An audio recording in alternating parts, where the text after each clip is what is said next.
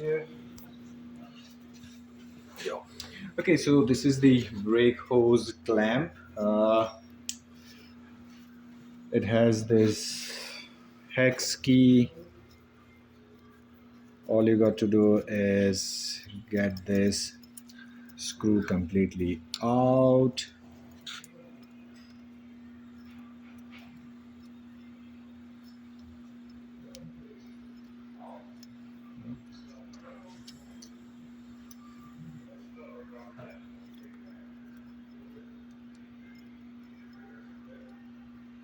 Okay, once this is removed, all you got to do is this. So we can ship you this one. We don't have the part in the stock. We're gonna just remove this actual part and ship it to you. It has this little nut on this side in the cavity. Make sure you do not lose it while installing it.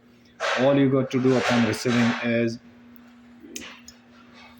just put it like this, feed your cable between these smaller hole over here, ensure that nut is on this side. You can hold it by your finger, put this nut screw back on it, and then just tighten it with the hex key.